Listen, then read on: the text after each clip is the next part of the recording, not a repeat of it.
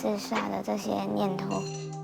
我有时候会有想要伤害自己的一些冲动。我在那些时候就会需要冰水来让我冷静下来。吴思颖今年17岁，念初级学院。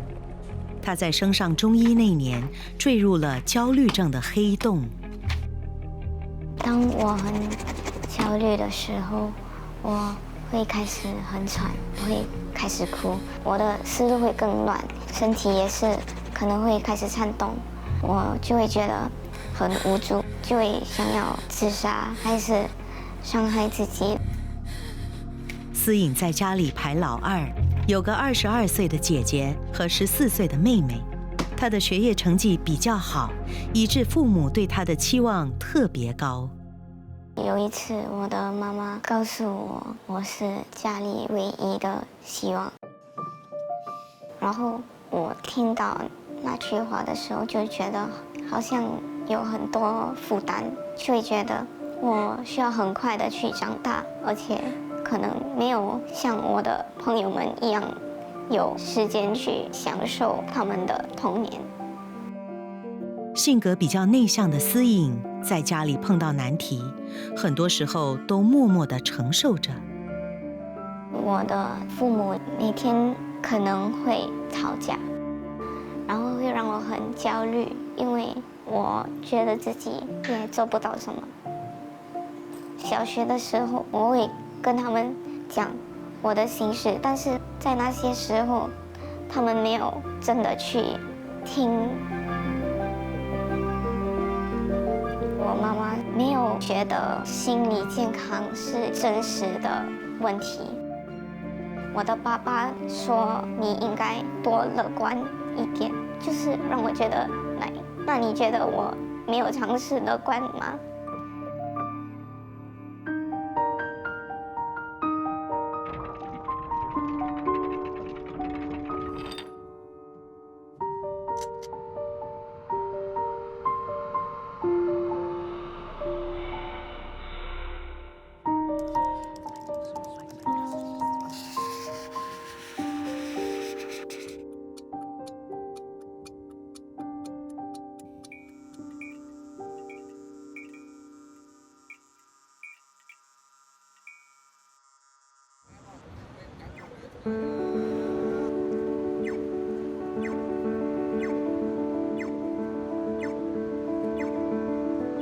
青少年这个阶段面对了很多不同的变化，就比如说升学、学业，还要处理人际关系，还有课外的活动。这个阶段也是他们探索自我的阶段，他们也会更在意其他人对他们的看法。所以他这种探索本身就有很多的不确定性，容易引发焦虑。永熙，你在画什么呢？那永熙他是得了社交焦虑症，那基本上就是他没有办法跟人交流。那当然，选择性静默症就是这个社交焦虑症的其中一个部分吧。比如说，他可以跟我们家里人或者是很好的朋友交流，但是面对一些陌生人，就完完全全是没有办法交流的。没呀，你要什么感觉？巧克力我跟你了。strawberry， 一般strawberry有个彩说。对 strawberry。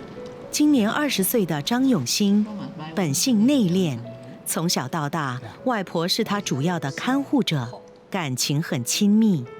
不料4年前，外婆因病骤逝后，对他打击很大。永兴可能一直以来都有一定程度的焦虑症。就社交焦虑症，只是说他有办法去克服这个社交焦虑症，但是当外婆的这个事件发生之后呢，他的情绪就跌落到一个谷底，就变了一个人，没有办法跟外婆交流，就连叫外婆都没有办法叫出来。外婆离世后的1个月内，永兴从开始的沉默寡言，恶化到后来触发社交焦虑，行为也大大改变。基本上他就很不喜欢出门，他觉得很多人都在看他，很多人都在审判他，当然也是包括了没有办法上学。社交焦虑症发作的时候，他的四肢会是变成僵硬的，这个情况可以持续半个小时，最少直到2个小时。他不能动的时候，就要慢慢给他恢复了，才可以动。尝试了继续上学一段时间，但是因为真的是没有办法，比如说跟老师交流啦，然后他也就是整个人很僵硬嘛，就被迫休学。最大的担心就是他能不能克服这个焦虑症。有时候我看到朋友的孩子，就可能相同年龄的孩子都已经上大学啊，还是达到一些什么成就啊，就会觉得说，哎呀，为什么永信是这个样子呢？和焦虑症的抗争是孤单而漫长的内心交战，很多时候从外表是看不出的。那时候我在跟我的父母去买书本，那时候有稍微一些社恐，所以我不敢去跟员工讲，叫我帮我。但我妈妈开始骂我，我就那时候崩溃了。她不懂我害怕跟陌生人讲话，所以就那时候觉得很丢脸。到了家我还在哭，所以就很焦虑，而且身体会一直颤动。然后我回家的时候去拿剪刀来戳自己的脖子。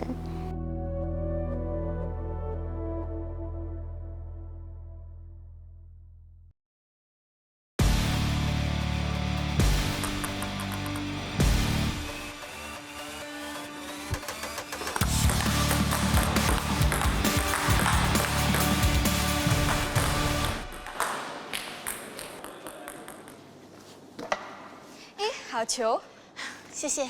这次教练肯定又选你出国比赛啦，又是 IP 学生，羡慕死人。不会啦。好，那我先走了，拜拜。拜拜。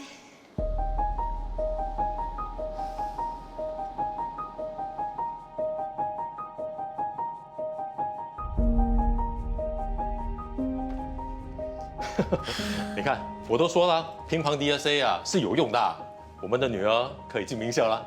我还在担心她小六会考才220多分，只能进 Express， 这下太好了。结果进了。哎，雨桐，我回来了。哎，雨桐，来，你看，你可以进 IP 直通车啦。哈，我真的被那间学校录取了。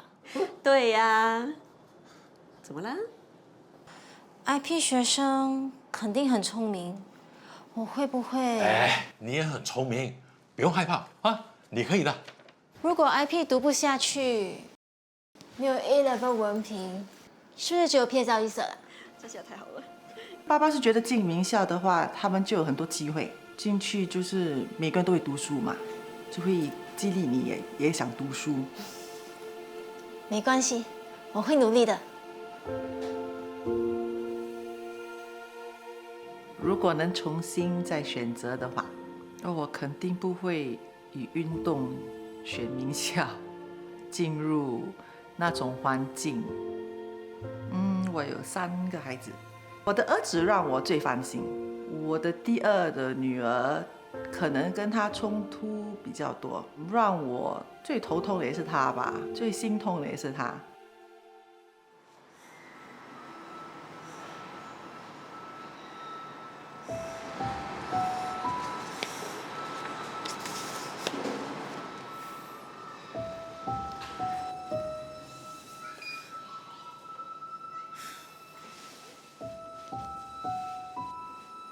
回来了。他小学很喜欢跟朋友玩，他就是那种很活泼。最近功课应付得来吗？考试会不会？需不需要我们教你？还好，不用。下个星期有乒乓比赛是吧？不要再犯同样的错误啊！这种低级的错误不应该犯的。记得啊，扣杀的时候手要高一点。是到了中学就很少提到朋友，也没有讲说有朋友，但是我可能也以为是发育啦，就是有点改变这样。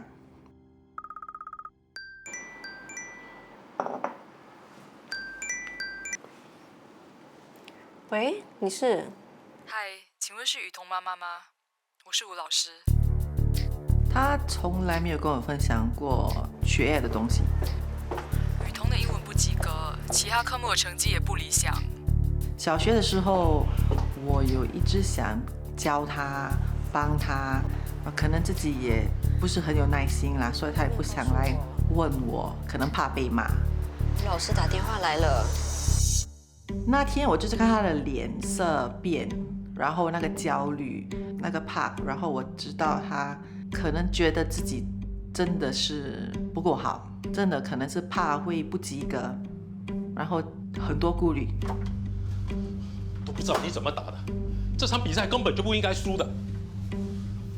我觉得他的压力来自可能我们怎样看他吧，而且影响到他怎样看自己。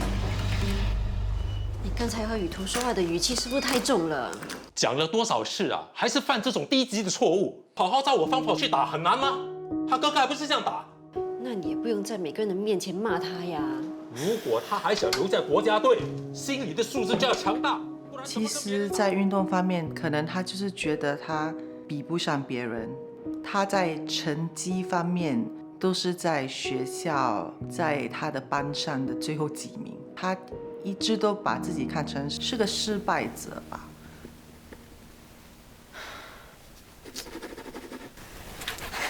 我这个女儿不哭的，一向来都是很开朗、活泼、很坚强。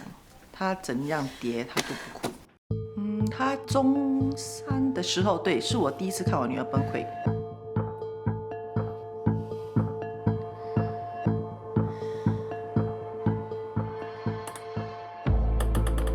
雨桐的英文不及格，其他科目的成绩也不理想。这场比赛根本就不应该输的，好好照我方法去打，很难吗？如果他还想留在国家队，心理的素质就要强大，不然怎么跟别人打？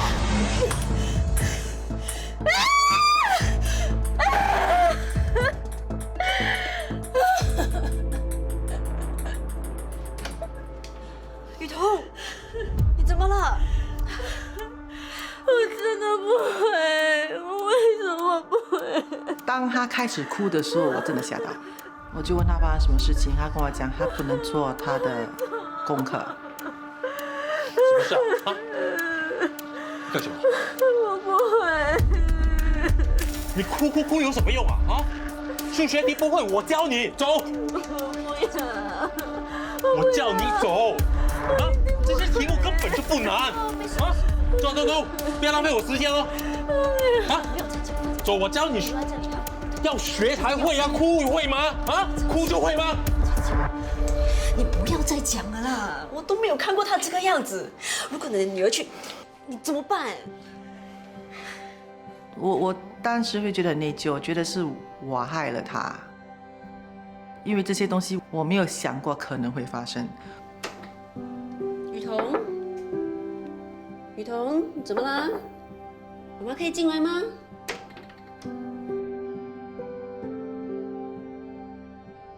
那个厌食症、暴食症，我又得逼他吃，我又得盯他吃，然后如果不好的话，又得进入医院，不能下床。他厌食就是他不吃，他在算他卡路里，然后有时又暴食。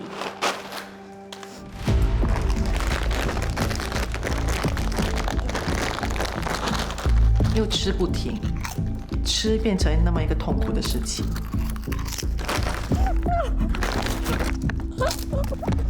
我惊讶，他那个暴食的时候，我真的看到他哭，而且是哭得很惨的哭。那段时期，他更讨厌我看着他，更讨厌我在他身边，所以我觉得那个是最痛苦的。雨桐，我不能接近他。怎么了？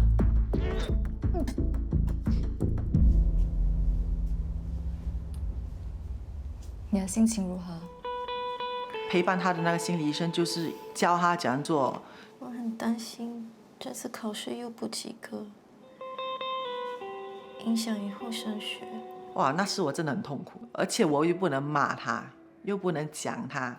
他去运动，我在后面跟着走，尽量不要让他看到，尽量跟踪他。那时我真的会怕说他会想不开。他之前拿到 appointment， 安佩说他半年内一定要增加体重，不然要送进医院治疗。你一定要确保他吃饭。我很内疚，我只是想让我孩子知道我是爱他们的，妈妈是爱你的。可是可能以前我爱他们的方式是错的，或者他们感受不到我是爱他们的。我今天煮了你喜欢的茄子，这个炒蛋，还有五花肉啊，还有这个你最喜欢的三包，我刚刚买的，试试看好不好吃？还可以啦，啊，还可以就好，多吃一点。嘿，还有一道菜，拿给你。其实你不用特地去那么远买这罐三巴，你自己做的辣椒也很好吃啊。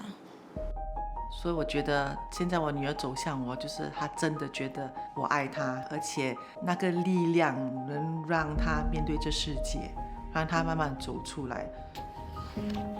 如果家里的孩子有焦虑症，家长第一就是要了解他们的情绪，学会倾听，不要急于解决问题。第二，不要否定孩子的感觉，因为很多时候我们很容易就说这没什么，努力就可以了。然后第三，就是要更注重他们的过程，他们所付出的努力更多过于最后的结果。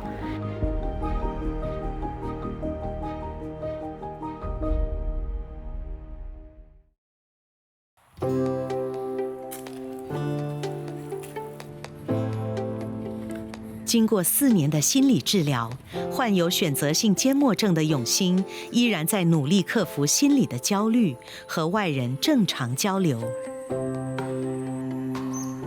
刚刚开始，这当然是很难出去，因为他觉得很多人在看着他。但是现在来说，他不会有这样子的一个反应，就是很轻松的说哦，我现在就是要来遛狗的，所以就可以出去。现在我觉得好很多，真的好很多。在父母日复一日的鼓励下，永欣慢慢的在生活中找回失去的声音。你要什么？1杯西瓜汁，还有1杯萝卜汁。OK， 1杯西瓜，1杯萝卜。他出去买东西吃，他其实是会跟我们练习的。可能在车上，他会先跟我练习说，我待会儿要这样子去跟阿姨说。然后他就会自己不断的练习，才会真的鼓起勇气去做这件事情。1杯麦乐冰。麦乐冰，小的啊。目前永欣踏出家门外，还是围绕着他所熟悉的几个地点。身边有了家中小阳光 Cotton 的陪伴，他的勇气也似乎多一点。因为就觉得这个 Cotton 是他的责任，他必须每天去遛狗。他就觉得说，我必须带 Cotton 去社交 ，Cotton 必须结交很多朋友。心理医生也有跟我们说过，永欣好像是把自己的这个人设或者是性格投射在小狗的身上，因为他自己很想去社交嘛，但是他没有办法做到，所以他就希望可以通过 Cotton去替他完成他的心愿。在辅导员的帮助下，吴思颖和焦虑症多年的搏斗也缓解了。陷入低潮时，他会把负面情绪化成文字。我写下负面的情绪的时候，会让我整理一下我的思路。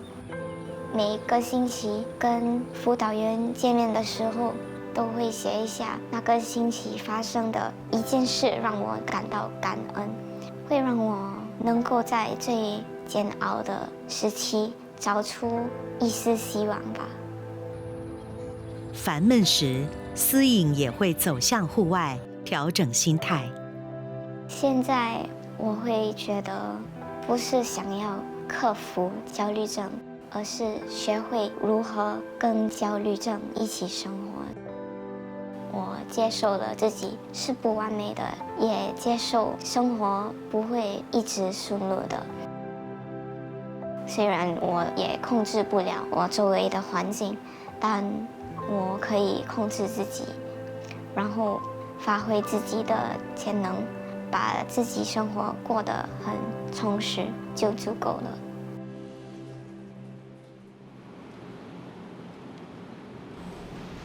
因为现在跟心理医生是 whisper， 很小声的，希望以后可以很正常的大声跟他交流。你对你自己以后有什么期望？就是你希望以后可以找到一份工作，就自己喜欢做的工作。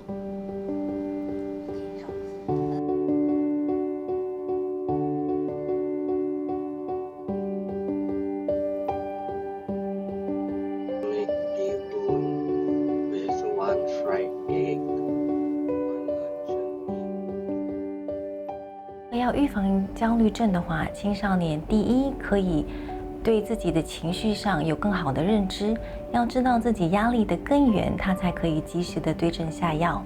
第二是要保持生活上的平衡，不要只盯着学业，也要有适当的休息、社交和运动。第三，减少社交媒体上的比较，专注于自己的成长。第四，要勇于求助，可以跟身边的人、家长、朋友分享自己的困扰，不要全部都憋在心里。